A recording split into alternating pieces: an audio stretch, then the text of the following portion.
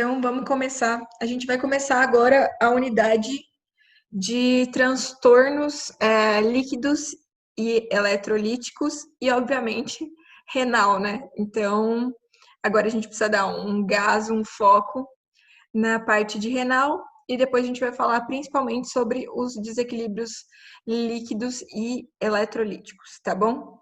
Tem muitas coisas importantes. Esse é um assunto, como eu falei para vocês, renal é um assunto que cai muito na parte clínica de qualquer tipo de concurso que vocês vão fazer, concurso de prefeitura, de residência. O Revalida, antigamente, tinha muitos, o INEP, né, a prova do INEP, e também na UFMT. Então, é um assunto que eu espero que vocês, se vocês não gostam, ou vocês começam a gostar, ou pelo menos tenham um pouquinho de interesse, tá bom?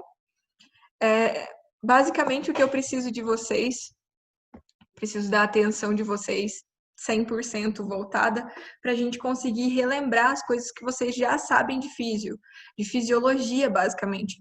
Primeiro capítulo do PORT, que fala sobre isso, é o capítulo 38 e é a unidade 10. Então, basicamente fala sobre estrutura e função renal.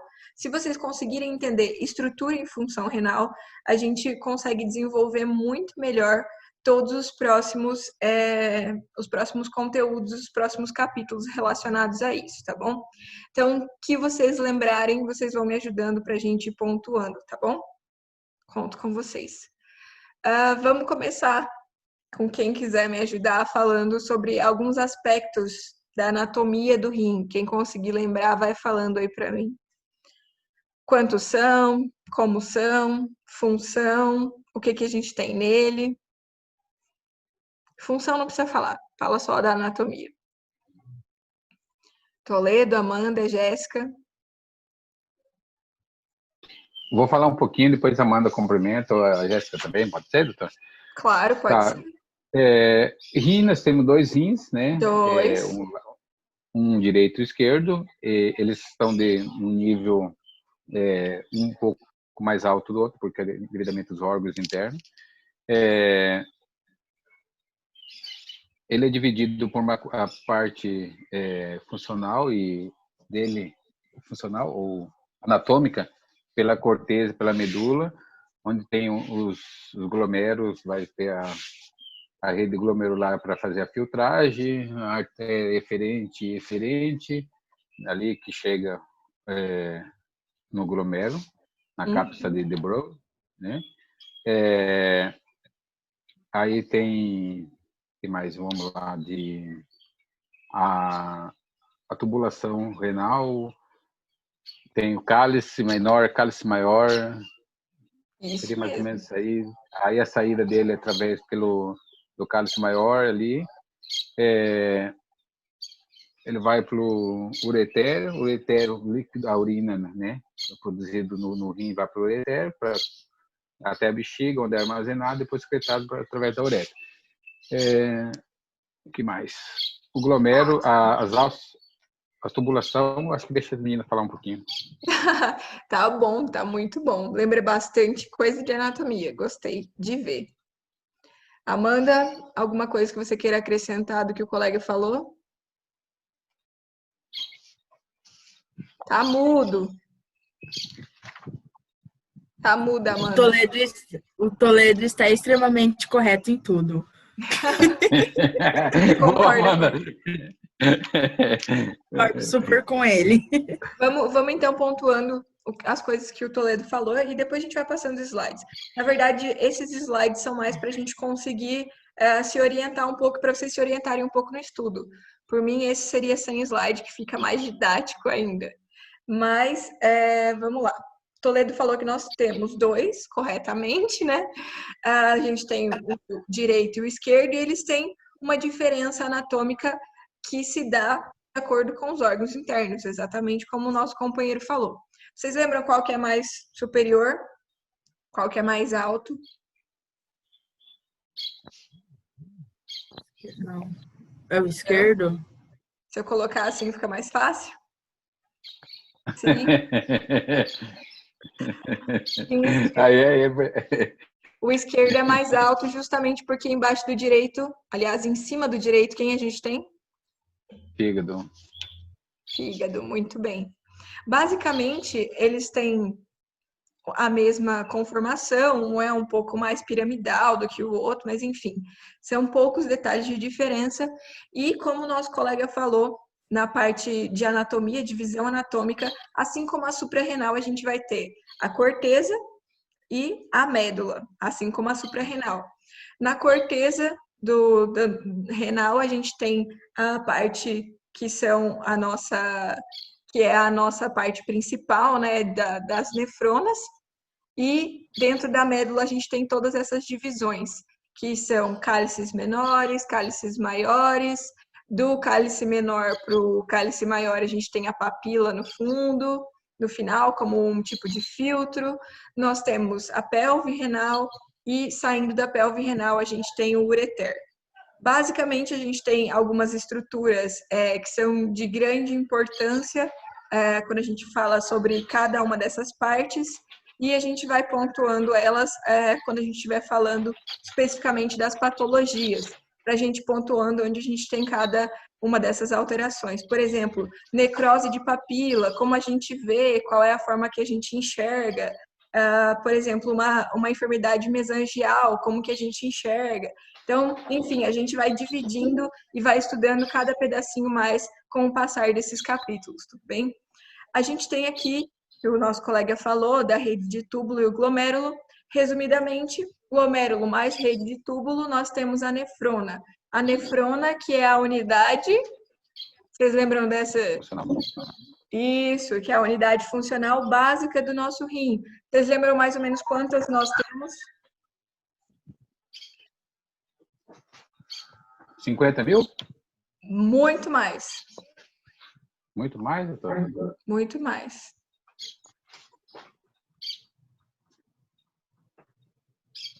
Ao longo... São 100 mil, né? 90 Mais. mil. Mais, hein? 450 mil. Pronto. Mais. Caraca! Nós temos de 800 mil a 1 milhão de nefronas. Lembra quando a gente estava falando na parte de endócrino, a gente comentou de algumas propriedades da nefrona, a gente comentou da parte do sistema renina-angiotensina-aldosterona. Basicamente, graças a essas pequenas estruturinhas, especificamente na arteríola aferente, onde a gente vai ter a produção na parede da arteríola aferente, que a gente tinha a produção de renina e etc. Então, são pequenas porções, pequenas unidades que fazem para a gente o controle de várias funções corporais, como nós falamos, tudo bem? Sobre a anatomia do nosso rim, algumas coisas que a gente pode pontuar é que ele se encontra na parede posterior do abdômen, é um órgão extraperitoneal. Por que é extraperitoneal? Porque se encontra fora do peritoneu. Fora do peritônio. A altura do nosso rim é mais ou menos, ele oscila entre a T12 e a L3. O peso dele é aproximadamente 150 gramas, de 113 a 170. Ele tem o tamanho de um punho fechado. A gente fala muito sobre isso, que ele tem o tamanho de um punho fechado. Ele tem basicamente, mais ou menos, entre 10 a 12 centímetros, 5 a 6 centímetros de largura e 2,5 centímetros de profundidade. Ele tem a forma de um feijão, todo mundo sabe disso, tanto que aquela cuba, que é a cuba que a gente chama de cuba-rim, ela tem esse formato de feijão e a gente chama de cuba-rim porque ela se parece com um rim. Na cara interna do nosso rim, nós temos o íleo, e esse íleo é onde passa a artéria e veia renal e também o ureter. Quando a gente fala de íleo renal, a gente sabe que tem essas três estruturas importantes, além, obviamente, dos vasos linfáticos e dos nervos. Como nós já falamos, ela é dividida em corteza e medula, tendo as pirâmides, as papilas, pelve renal, cálice maior e menor de divisão anatômica.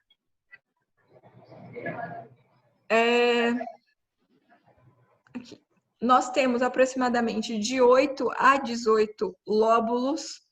Cada lóbulo vai ter na sua composição nefronas. Essas nefronas são, como eu falei para vocês, em um número muito grande e elas não têm uma capacidade de regeneração, assim como as nossas neuronas. As nefronas também não têm essa capacidade.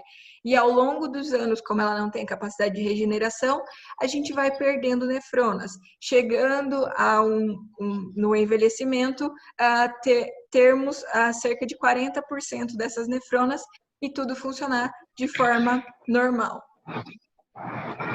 As nefronas, como nós falamos, elas têm um glomérulo, que é aquela rede glomerular que a gente pode falar, que vai ter a arteríola aferente entrando no glomérulo, a arteríola eferente saindo do glomérulo e aquela rede de capilar lá no meio, que é justamente o que propicia para a gente o quê? O filtrado glomerular. Essa eu sabia que vocês não iam me responder, porque ninguém estava... E depois do glomérulo, nós temos a rede de túbulos, ou seja, uma larga rede tubular. Vocês lembram quais são as partes dos túbulos? Responder tem um ponto a mais. Proximal, distal? Não, tem que falar todos. Quais são os túbulos? Vai, Amanda. Amanda ligou o microfone. Não, qual que é a pergunta que eu não entendi? Quais são as partes da rede de túbulo da nefrona?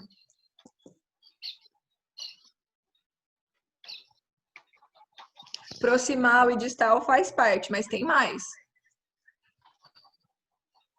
Entre o proximal e o distal tem o quê?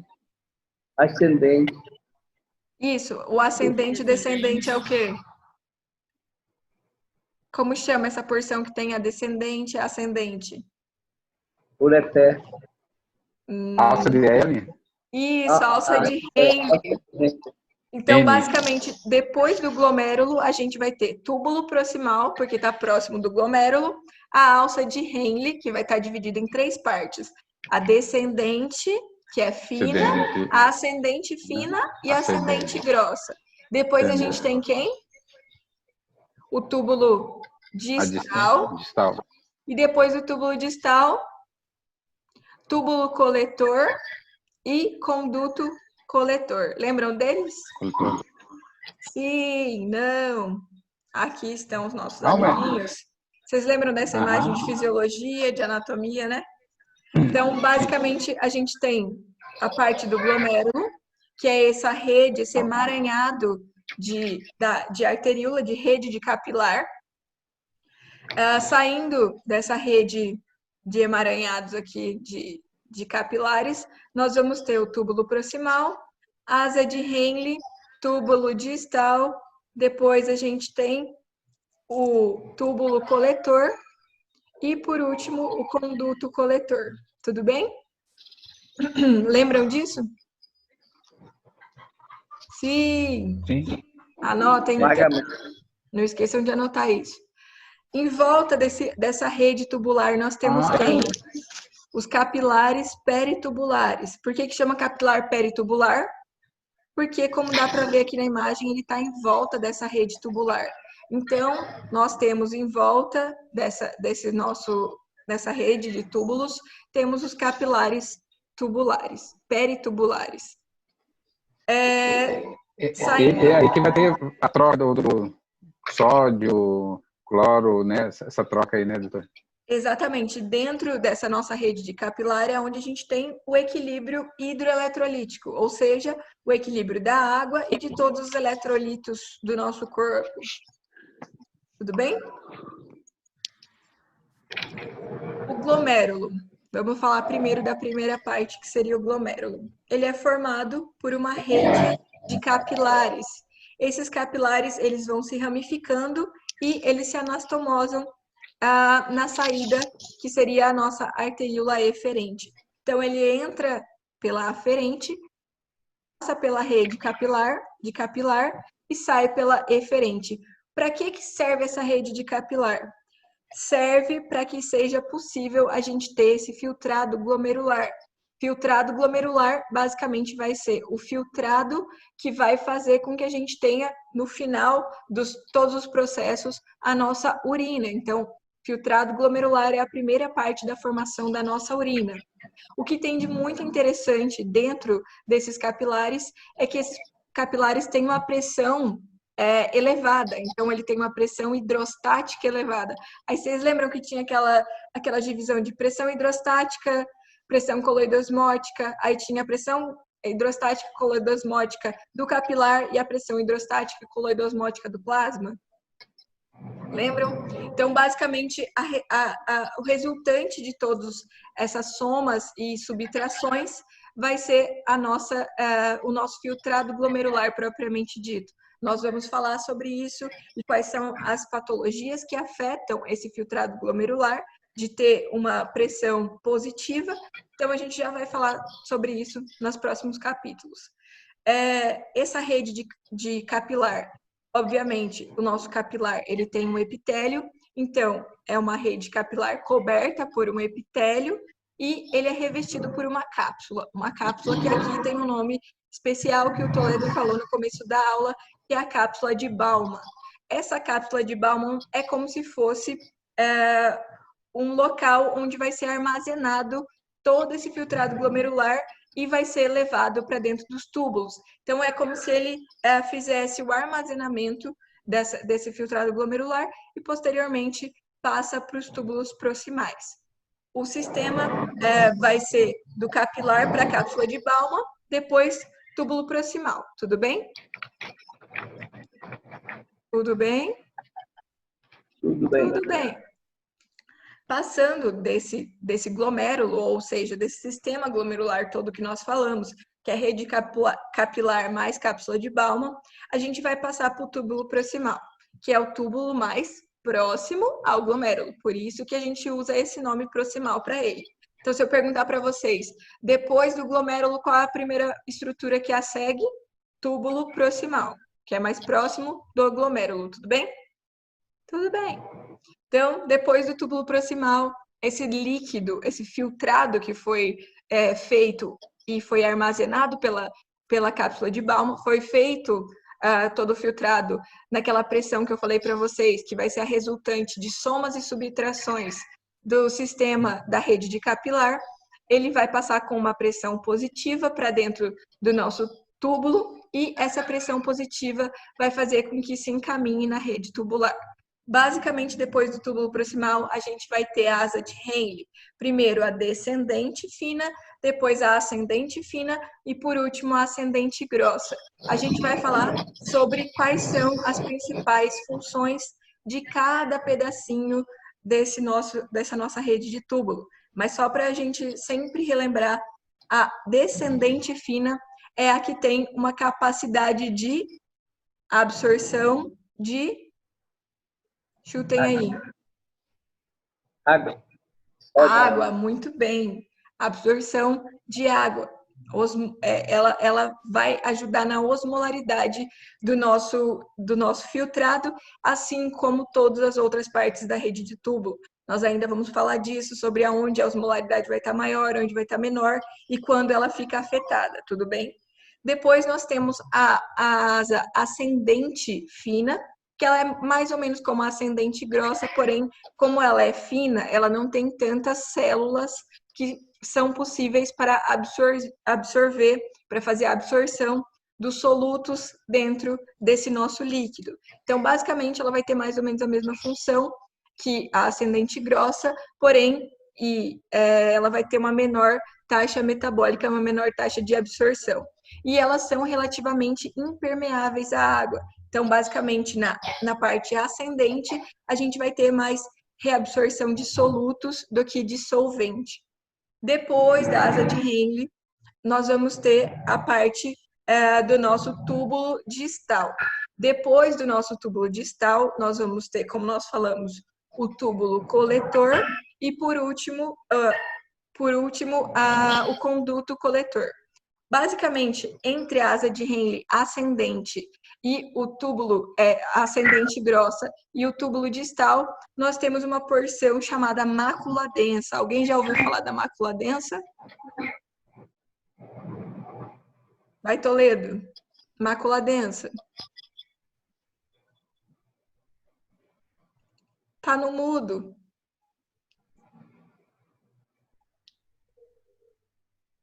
Alguém? Mácula densa? Voltou? Eu não tenho certeza, professora, mas o mácula densa, ele é tipo, como que, se ele fosse um detector lá no controle de aldosterona para se ele, eu não sei como que fala, se ele retorna mais água com sódio, ele é como se ele fosse um regulador. É quase isso. Ele é um detector e um regulador, porém não é da aldosterona em si, é da pressão sanguínea. Isso. Mas tá correto. Na verdade, é a quantidade de filtrado glomerular que está passando ali e a pressão desse filtrado. Mas está correto e você associou super bem. Na verdade, se tiver a presença de aldosterona, a gente sabe que vai ter uma maior retenção de água e maior retenção de sódio e, por conseguinte, um aumento da pressão. E então não está completamente equivocado, está correto o seu pensamento. Depois desses túbulos, desses condutos coletores, nós vamos ter basicamente a primeira porção de armazenamento de todas essas pirâmides, desses cálices menores. Nós temos mais ou menos de 8 a 10 condutos corticais que vão se unir para formar um grande conduto coletor. Se a gente olhar aqui na imagem, a gente consegue entender mais ou menos isso. Vocês conseguem ver como se tivessem vários túbulos coletores para formar um grande conduto coletor, sim? E esse conduto coletor, ele desemboca na papila da nossa pirâmide. Então, o final dele é como se desse para uma peneira, e essa peneira é a nossa papila renal. Tudo bem? Tudo bem. Em cada rim nós temos 250 condutos coletores grandes, cada um recorre à urina de mais ou menos 400 nefronas. Então aqui a gente tem todas essas porções, vocês podem ver que uma grande parte da parte da nossa nefrona está na corteza, e outra parte está na médula. Aqui a gente vai fazer uma diferença dos tipos de nefrona que nós temos. Temos as nefronas corticais e as justaglomerulares, e a gente tinha algumas diferenças sobre elas. Porém, é basicamente assim que elas são. As justaglomerulares, elas têm esse segmento da asa de Henle maior, assim como a parte dos túbulos coletores. Mas basicamente funciona dessa forma. O glomérulo, a rede de capilar fica na corteza, assim como o túbulo proximal, a asa de Henle geralmente é na medula, depois nós temos o túbulo distal na corteza e o final, ou melhor, o começo do túbulo coletor na corteza também. Por que tem essa diferenciação? Porque a medula tem uma osmolaridade muito diferente da corteza, e a asa de Henle é quem faz esse controle, vamos dizer assim, dessa osmolaridade, tá bom? A gente vai estudar mais sobre isso, mas basicamente assim funciona. Vocês podem, por favor, desligar o áudio de vocês?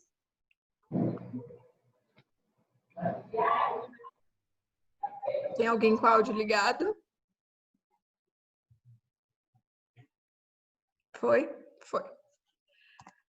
Outra coisa muito importante para a gente saber do nosso rim é que ele recebe uma grande porcentagem do gasto cardíaco. O que era gasto cardíaco? Agora pode ligar o microfone para falar. O que era gasto cardíaco?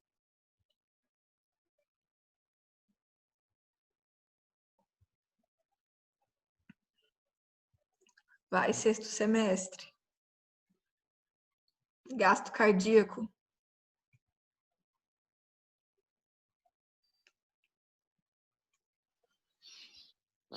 Vai, Toledo. Gasto cardíaco é o volume do sangue que é bombeado, professor, pelo coração. Exatamente. É a quantidade de sangue bombeada por minuto? Exatamente. Ou por... Basicamente, a gente fala que 22 a 25% do gasto cardíaco de cada bombeio, né, vamos dizer assim, vai para o nosso rim. Por isso que a gente fala que o rim é um órgão nobre no nosso corpo. Ele precisa de muita irrigação sanguínea. E quando falta a irrigação sanguínea adequada, quando o corpo prioriza o cérebro e o pulmão, por exemplo, e diminui essa quantidade de gasto cardíaco que vai ser derivado para o rim, a gente começa a ter as falhas renais. Exatamente. Geralmente, essa falha renal é um indicativo de péssimo prognóstico para o nosso paciente. Então, a gente sabe que essa necessidade de filtração desse sangue, de filtrado desse sangue, é o que possibilita para a gente ter a eliminação adequada dos desechos no sangue. Então, é o que propicia para a gente essa regulação, essa homeostase que nós temos. Basicamente, a gente vai ter uma derivação de 1,10 litros, 1 litro e 100 mais ou menos para o nosso corpo, ou 1.100 litros. Alguém falou alguma coisa no chat? Gente, muta o microfone aí, fazendo favor. Amanda mandou. Tá bom, obrigada, Amanda. Alguém tem alguma dúvida até aqui? Vocês lembram disso de físio, né? Não. Lembra assim, parem de ser sacanas. Sobre irrigação do nosso rim, como é o suministro de sangue, o suministro sanguíneo para o nosso rim. Basicamente, a gente sabe que a artéria renal vai entrar através do íleo, que é aquela porção na parte medial do nosso rim, que entra a grande artéria renal, correto? Sim ou não? Sim. Nós sabemos, não sei se vocês lembram disso, mas que a gente vai começar a ter as ramificações dessa artéria renal. Vocês lembram que tinha um monte de ramificação até chegar, por fim, nas arteríolas aferentes, redes dos capilares glomerulares, e depois arteríola eferente, e volta os capilares peritubulares, e depois voltava pela parte venosa. Lembram disso? Quem lembra? Lembra? Você lembra qual era a sequência, Toledo? De artéria renal até arteríola aferente? Se você lembra, pode mandar ver. Como que é, doutora? Qual eram as ramificações? Da artéria renal? De artéria renal Não. até chegar à arteríola eferente. Não lembro, não. Tá bom, então. E agora, vocês lembram? Agora lembra. Então, vamos lá. A gente precisa entender essa divisão, entender essas ramificações e a gente entender para onde está indo cada parte. Se a gente lembra da anatomia, a gente sabe aonde está indo cada artéria, porque é como se cada parte do nosso rim recebesse uma ramificação. Então, a gente começa entrando pelo nosso íleo renal. Íleo renal é composto por 3 estruturas. Anotem isso, por favor, é muito importante. O íleo renal é composto por 3 estruturas. Quais são essas 3 estruturas? A artéria renal, veia renal e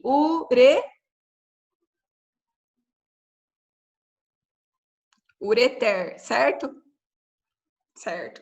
Então, depois da artéria renal, vocês podem ver que nós vamos ter uma divisão em 2. Nós vamos ter uma artéria segmentária superior e uma artéria segmentária inferior.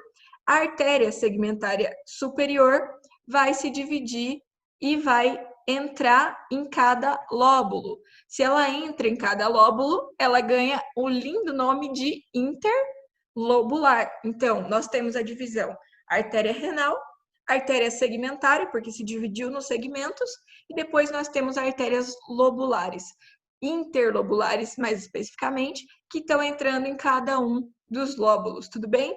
Até aqui, ok? Ok. Depois nós temos uma artéria que se chama artéria arcuata. É mais ou menos, ela tem esse nome porque ela tem uma forma de arco. É como se ela fizesse, vocês podem ver aqui, ó, Vamos fazer, não sei se vocês conseguem ver minha setinha. Artéria renal, artéria segmentar. Depois, entrando em cada lóbulo, vocês conseguem ver minha seta? Entrando em cada lóbulo, nós temos as artérias interlobulares, entrando em cada lóbulo. Aqui, nós temos a artéria arcuata, certo? Conseguem ver a artéria arcuata aqui? Essa aqui bem fininha, aqui já em cima. Depois dessas interlobulares, cada lóbulo se divide em lobulíleos. Então, nós vamos ter, depois da artéria arcuata, as artérias interlobuliliares. Tudo bem? Primeiro, interlobulares, depois arcuatas, depois interlobuliliar. Faz sentido? Lembram disso? Artérias interlobulares, arcuatas, interlobuliliar. Quase como se falasse lobuliliarzinho.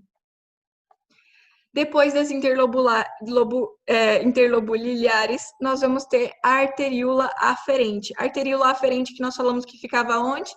Olhem aqui em cima.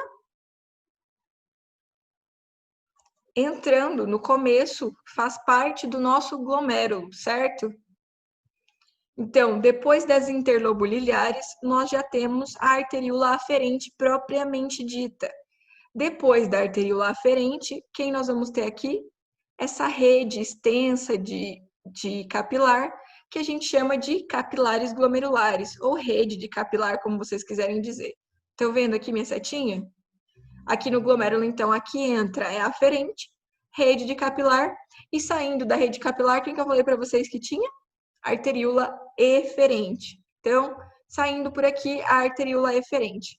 Depois, nós temos essa porçãozinha onde existe a troca gasosa propriamente dita, e está em volta dos túbulos, e por isso a gente chama de capilares peritubulares, certo? Esses capilares peritubulares são aqueles que estão em volta dos túbulos, e por isso eles levam esse nome. E até aqui é a parte de suministro arterial. A troca arterial vai se dar especificamente aqui nos capilares peritubulares, e esses capilares peritubulares vão fazer o caminho completamente oposto para drenagem venosa. Então, nós falamos artéria renal, artéria segmentada, interlobular, arcuata, interlobuliliar, arteríola aferente, rede de capilar glomerular, ou capilares glomerulares, arteríola eferente e capilares peritubulares. Depois entra as veias interlobuliliares, que seriam as que estão saindo dos lobulíleos. Depois, veia arcuata, vocês podem ver que vai fazer o caminho exatamente o contrário. Depois, veias interlobulares, depois tem as veias segmentares também, e a veia renal. Então, a gente foi e voltou. Foi até a nefrona, foi até o capilar, fez a troca nas redes tubulares, no capilar peritubular, e voltamos com a drenagem venosa. O que a gente fez aqui? A gente fez a filtragem, a filtração sanguínea. É através dessa forma que nós fazemos a depuração das substâncias, que a gente regula as substâncias e que a gente faz a reabsorção das substâncias. Então, é graças a isso que nós não temos uma grande necessidade de consumir ou de produzir várias substâncias sempre, e é graças a isso que a gente consegue depurar muitas substâncias. Tudo bem? A cara da Amanda. Tudo bem, pessoal? Sério? Sim? Já está quase terminando os 40 minutos aqui, mas eu vou ligar para vocês de novo. Enquanto isso, vamos aproveitar para ver se todo mundo entendeu. Vocês querem por livre e espontânea vontade ou livre e espontânea pressão as respostas? As perguntas. Vamos por livre e espontânea vontade primeiro, tá? Se não der livre e espontânea pressão. Qual é a unidade funcional do nosso rim?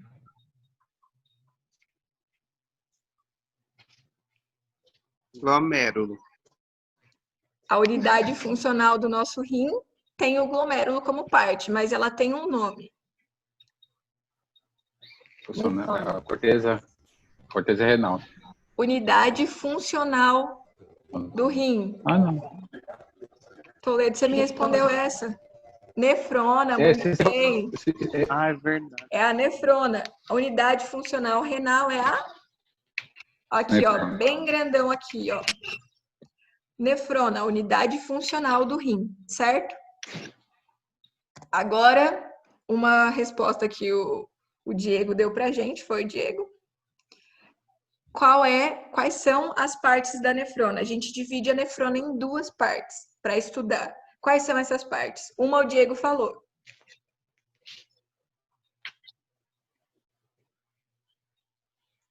Vai, gente. Os glomérulos e o Renais. sistema polar?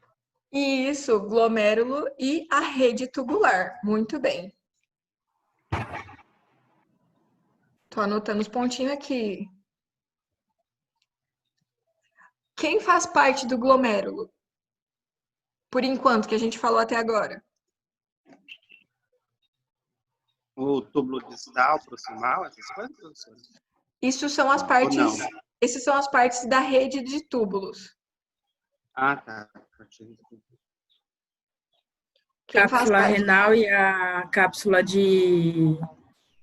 Ai, como Bowman. se pronuncia esse nome? Bowman, boa, alguma coisa?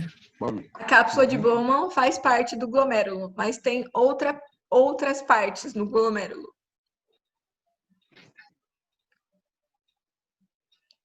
O que é o mais importante do glomérulo? Os capilares glomerulares. Isso. Então, quem faz parte do glomérulo arteríola aferente, que é quem inicia essa entrada, a rede de capilar, a arteríola eferente e a cápsula de Bowman, certo? Então, quem são as partes do glomérulo? Rede de capilar com as duas arteríolas e cápsula de Bowman. Faz sentido? Sim? Então tá. Sim. Qual é, eu falei para vocês que é a função do glomérulo? O que ele produz? Filtrado Filtrado. glomerular. Muito bem, filtrado glomerular. E depois da cápsula de Bowman, para onde vai esse filtrado? Para os túbulos distais